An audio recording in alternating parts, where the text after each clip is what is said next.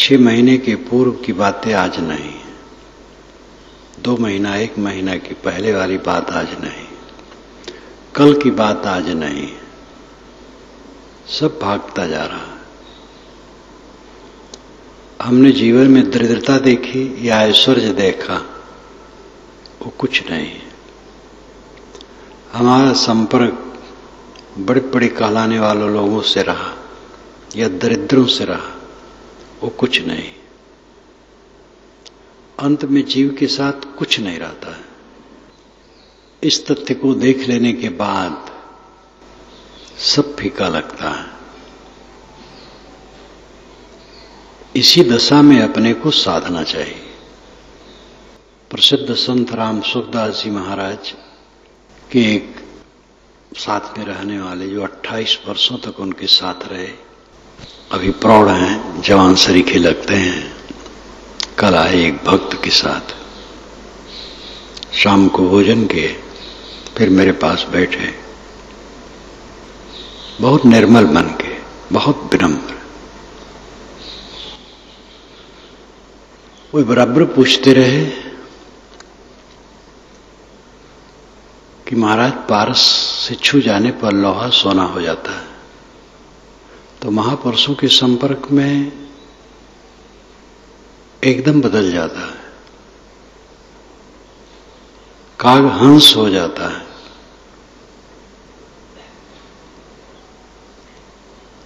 महापुरुषों के संपर्क से सब ठीक हो जाता है। ये प्रश्न मुझसे करते थे, अपना निश्चय नहीं बताते थे, प्रश्न करते थे। मैंने कहा ये सब का अर्थ सच है। उसका अर्थ है दिशा मिल जाती है। सच्चे गुरु संत मिले तो स्वरूप ज्ञान और स्वरूप स्थिति की दिशा मिल जाती है, काम नहीं होता है। मैंने उनको कहा कि जब मैं गुरु जी के पास सन 1950 या 51 होगा आया, प्रश्न किया, और उस समय पारक सिद्धांत का मुझे बोध नहीं था, बस प्रेम शुरू हो गया था। तो साहब बोलना शुरू किए, मैं सुन्न जैसा हो गया। तो हंसने लगे, कहे देखो तुम सुन्न हो गए। उस समय कुछ ऐसा लगा कि सब छूट गया, लेकिन जब वहां से उठा तो सब वासनाएं साथ। ये अपना अनुभव है। गुरु संत जब बताते हैं और हम सन्नद्ध होकर के, तत्पर होकर के सुनते हैं, तो सब छूट जाता है। लेकिन जब उठे तब फिर वही बात। इसलिए संत गुरु से दिशा मिलती है। दशा साधना से मिलती है, स्वयं करना पड़ेगा। वही महिमा परक वचनों को बारंबार कह के प्रश्न करते थे कि महाराज ऐसा हो जाता है। हमके बिल्कुल नहीं हो, करना पड़ेगा खुद, कोई ईश्वर भी नहीं कर देगा। मेरे कैसेट सुने हैं, मेरी पुस्तकें भी कुछ पढ़े हैं। वो जा रहे थे, अब प्रवचन करते हैं जगह जगह। कानपुर में 7 दिन की, अब आगे जा रहे थे, चौरी चौरा पकड़ना था। मैंने कहा जाइए, अवसर होगा फिर मिलिएगा,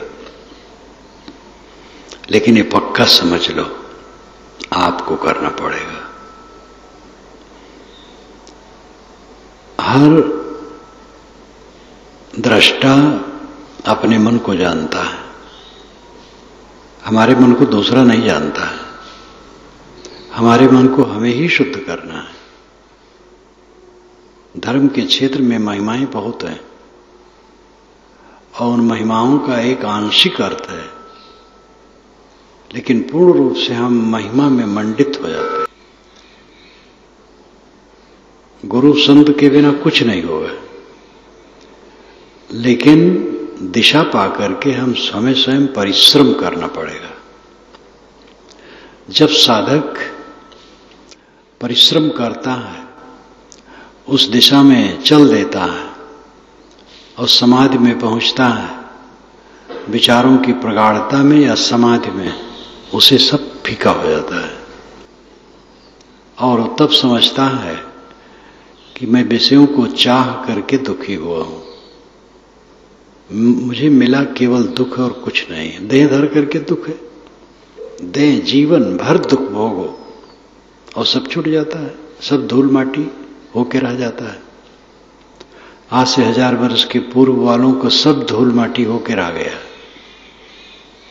100 वर्ष के पूर्व वालों को सब धूल माटी होके रह गया।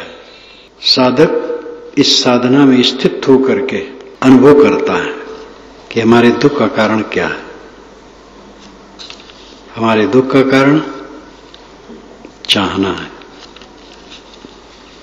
इसलिए वो कहता है अब कुछ नहीं मैं चाहता। हाँ, चाहते ही चाहते मैं चाम का चाकर बना, मालिन्य रुझ दुख से भरे जड़ देह कीचड़ में सना, त्रैताप से संतप्त तन मन चाह चिंता दाहता, चारों तरफ दुख देखकर अब कुछ नहीं मैं चाहता।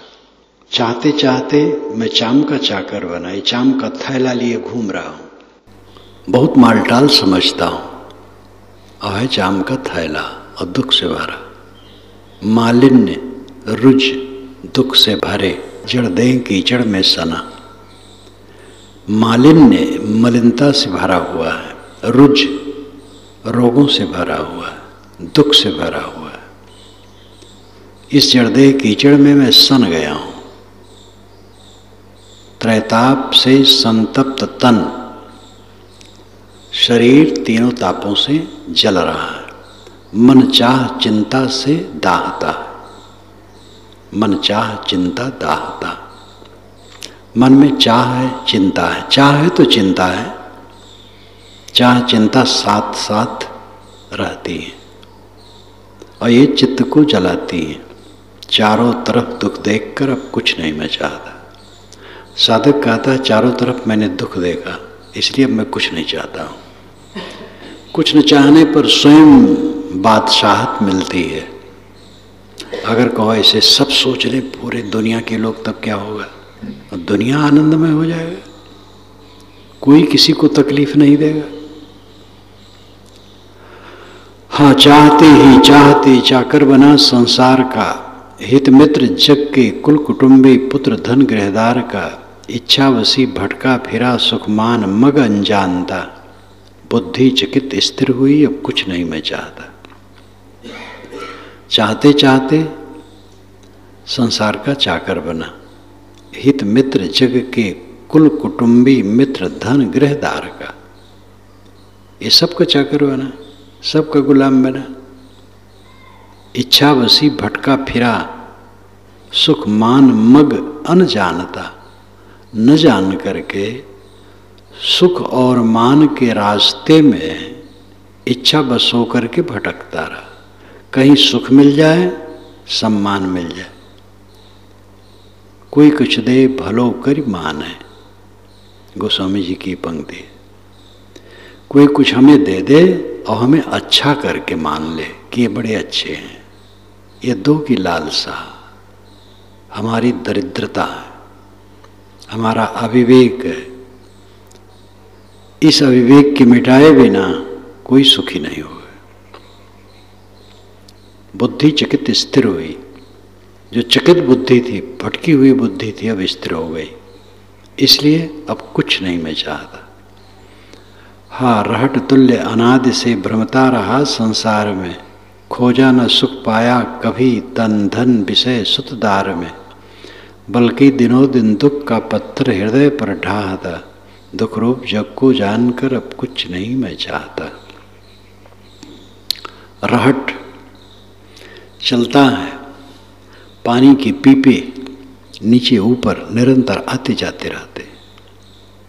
अनादिकाल से मैं इस जन्म मरण के रहट में भ्रमता रहा संसार में।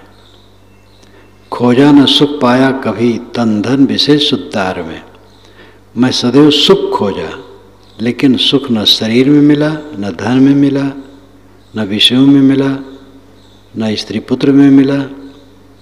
सब जगह केवल भटकाओ भटकाओ, बल्कि दिनों दिन दुख का पत्थर हृदय पर ढाहता।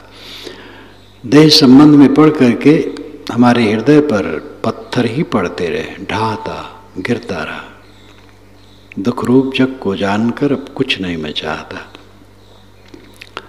सारा संसार दुख से भरा है, जीवन दुख से भरा है। चाहना छोड़ देने पर परमानंद है। चाह गई चिंता मिटी मनवा बेपरवाह। जिनको कुछ नहीं चाहिए सो साहन पत सा। एक साखी साहब की काफी है, पूरा शास्त्र है मुमुक्ष के लिए।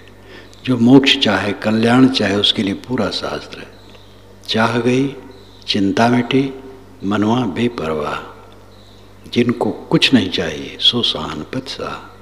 पहले जन्म के दृश्य जैसे आज शून्य समान है, त्यों आज के भी दृश्य एक दिन शून्य सम पहचान है। जो शून्य एक दिन होएगा ते आज से ही जानता। लख के सुसुप्तिवत जगत अब कुछ नहीं मैं चाहता। पहले जन्म के दृश्य आज शून्य के समान है। शून्य है, समान क्या है? शून्य है।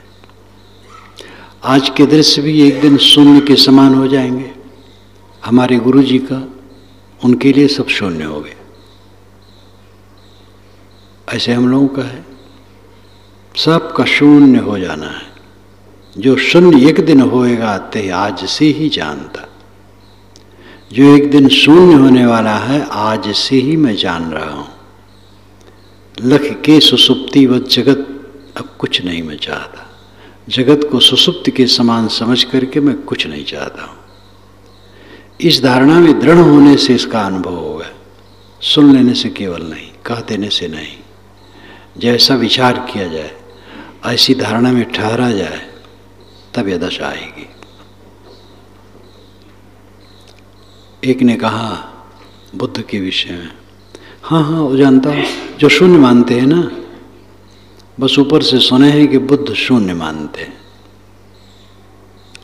मैंने कहा कि शून्य मानते हैं नहीं, उन्होंने कहा है जो शून्य को देखता है वह निर्वाण को देखता है। आजकल में शरीर शून्य हो जाएगा, संसार शून्य हो जाएगा। जो इस स्थिति को देखता है वह अनासक्त हो जाता है। अनासक्त हो जाता है इसलिए निर्वाण को देखता है।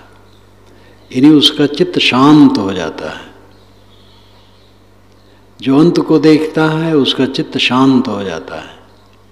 ये भाव है। तो बुद्ध के विषय में इतने लोग समझे हैं कि वे शून्य को मानते थे। अच्छे थे लेकिन मैंने ठीक ठाक नहीं थे, शून्य को मानते थे। किसी को समझना जब तक श्रद्धा ना हो, बुद्धि ना हो, प्रयोग ना हो, तब तक कोई किसी को नहीं समझ सकता है। बुद्धि चाहिए, श्रद्धा चाहिए। तथागत बुद्ध उड़ा देने लायक नहीं है। अरे वो शून्य को मानते थे और कुछ नहीं है। जीवन भर उन्होंने तप किया था, त्याग किया था। वे सब कुछ को शून्य देखते हैं, क्योंकि जो मिला है अनात्म है और अनात्म शून्य हो जाएगा। अनात्म को शून्य देखने वाला निर्वाण को प्राप्त करता है। पहले जन्म के दृश्य जैसे आज शून्य समान है, त्यों आज के भी दृश्य एक दिन शून्य सम पहचान है। जो शून्य एक दिन होएगा ते आज से ही जानता। लग के सुसुप्ति व जगत अब कुछ नहीं मैं चाहता। ये चार पंक्तियों का मनन करके साधक गहराई से उतरे चिंतन में, तो समाधि ही है। जितने पदार्थ प्राणधारी देह मतपत ग्रंथ है, ये एक भी मुझ में नहीं स्नेह व्यर्थ गढ़ंत है। मैं हूँ अगर्ज अकाम अविचल शांत मुक्त अचाहता। जग निष्प्रयोजन जानकर अब कुछ नहीं मैं चाहता।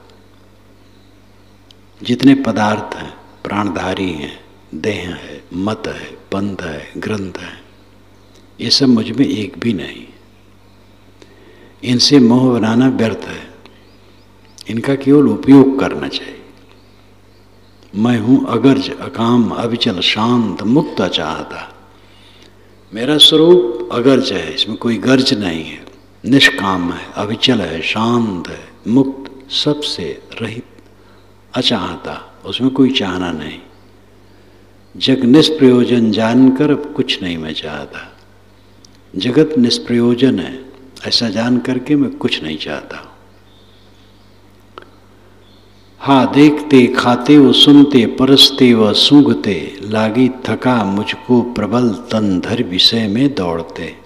अब नित्य अविचल धाम में सोना ही अच्छा लागता, जग व्यर्थ कौहट जानकर अब कुछ नहीं मैं चाहता। देखते खाते सुनते छूते सूंघते अनाद काल का समय बीत गया है। इसमें तृष्णा करो तो कहीं विराम नहीं है। अब भटकाओ भटकाओ। ये सब देखते सुनते खाते सूंघते मुझे बहुत थका लग गई है संसार से। संसार में दौड़ते दौड़ते थक गया हूं।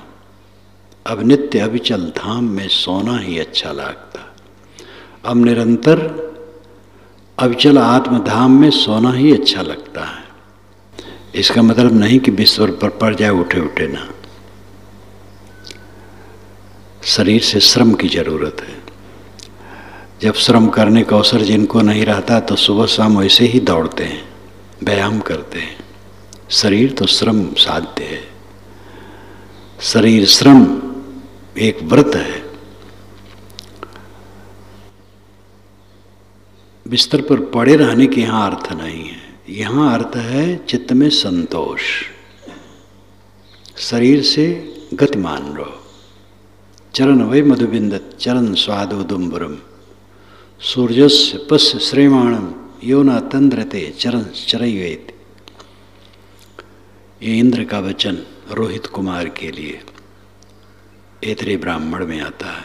5 गाथाएं, जिसमें ये गाथा बहुत महत्वपूर्ण है। चरण वही मधुबिंदति, वही निश्चय, निश्चित समझ लो। चरण मधुबिंदति, चलने से गति करने से श्रम करने से आदमी मधु पाता है।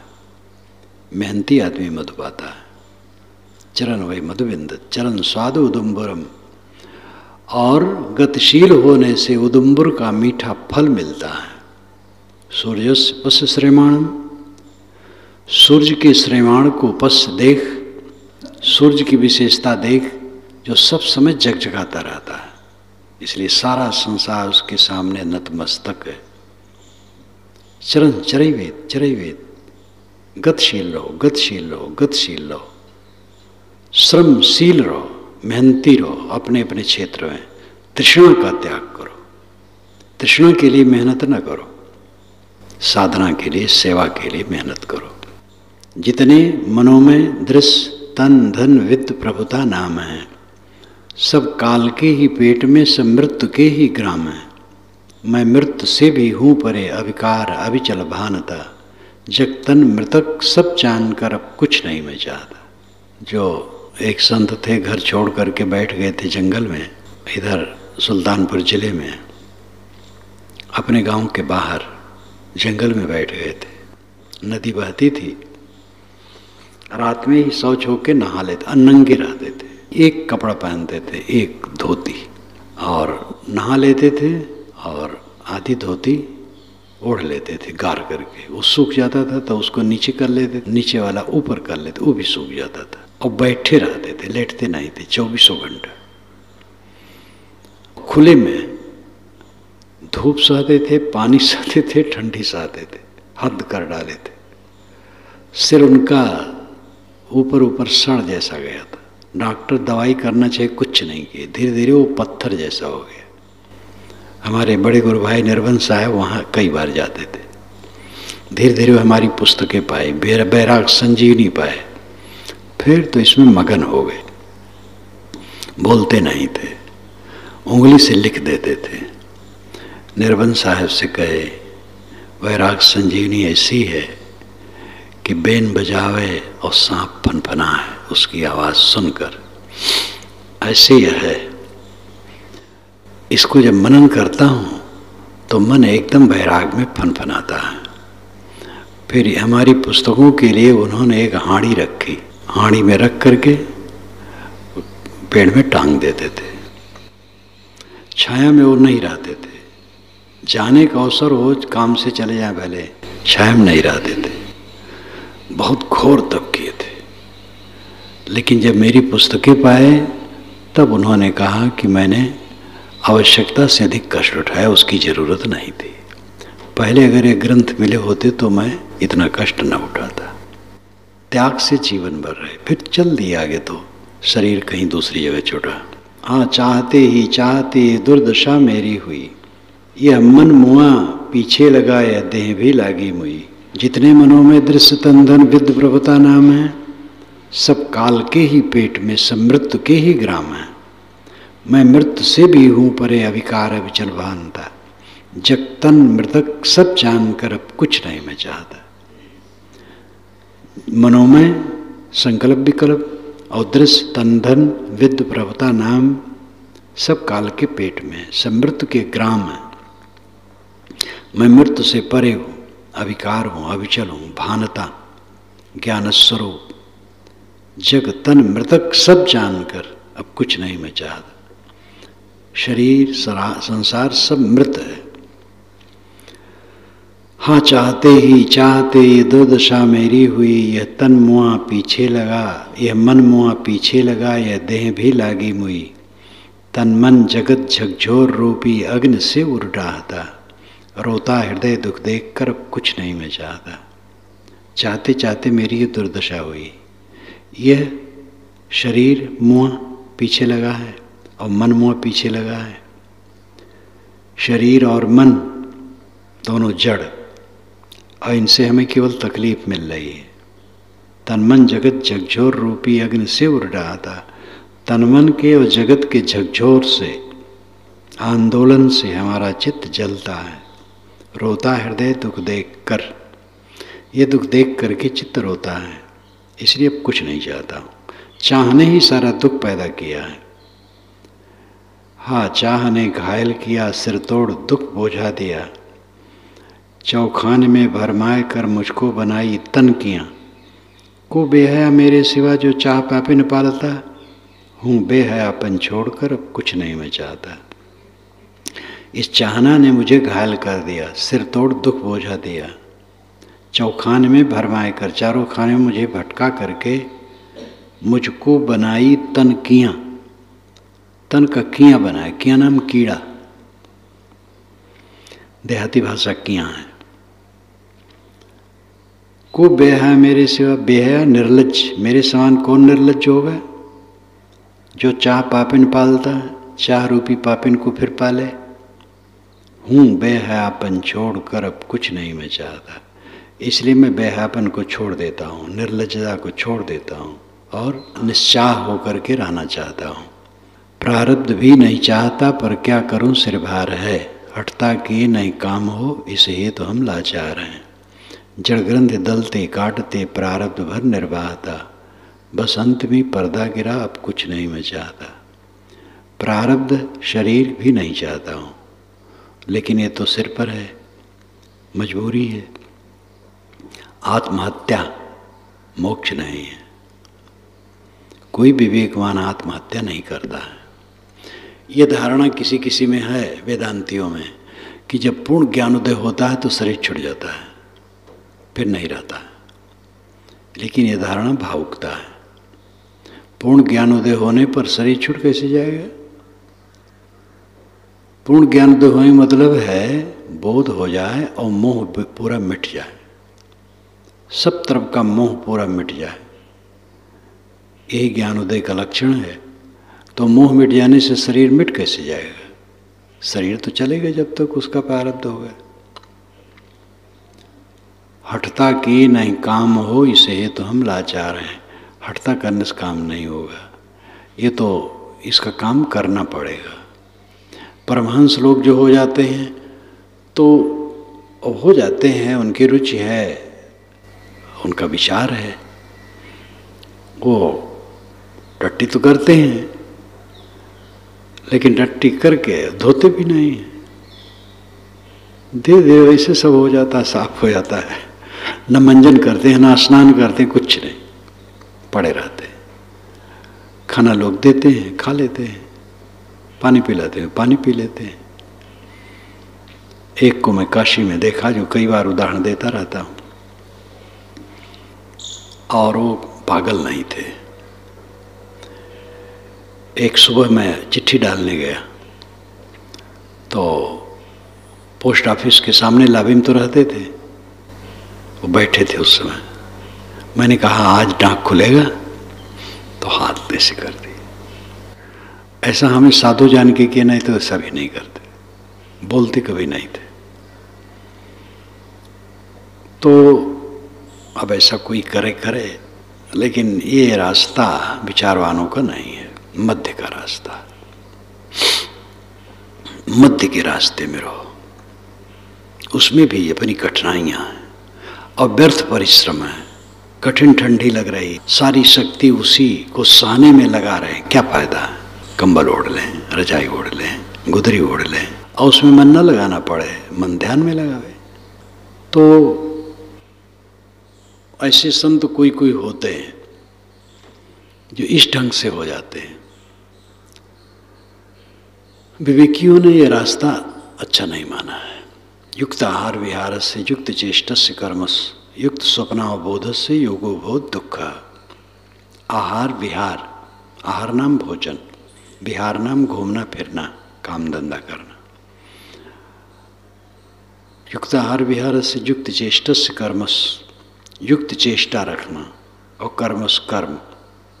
युक्त स्वप्नावबोध से स्वप्न सोना, बोध जागना, सब में युक्त संतुलन हो, अधिक अधिक नहीं, ना अधिक सोए ना अधिक जागे, ना अधिक खाए ना भूखा रहे, ना अधिक काम करे और ना अधिक बैठा रहे, ना अधिक चेष्टा करे और ना अधिक चेष्टाहीन होकर के निष्क्रिय हो जाए। मध्य का रास्ता अपनाए, काम करे और समय से सत्संग साधना में मन लगावे और सोए ठीक से, और साधना के समय में न सोए, भोजन करे, ज़्यादा न करे, संतुलित करे। मध्य भाव में वर्तिए सो नर सदा समर्थ। अति का भला न बोलना, अति की भली न चूप, अति का भला न बरसना, अति की भली न धूप। इसलिए मध्य का रास्ता ठीक है। विवेकवानों ने प्रारब्ध शरीर को विवेक से बरतने के लिए आज्ञा दी है। जड़ ग्रंथ दरते काटते प्रारब्ध भर निर्वाहता। जड़ ग्रंथ क्या है? मोह, अनात्म वस्तुओं के प्रति मोह। देह से लेके सारा संसार अनात्म है, इसका जो मोह है यही जड़ ग्रंथ है। इसको दलते काटते प्रारब्ध भर निर्वाहता।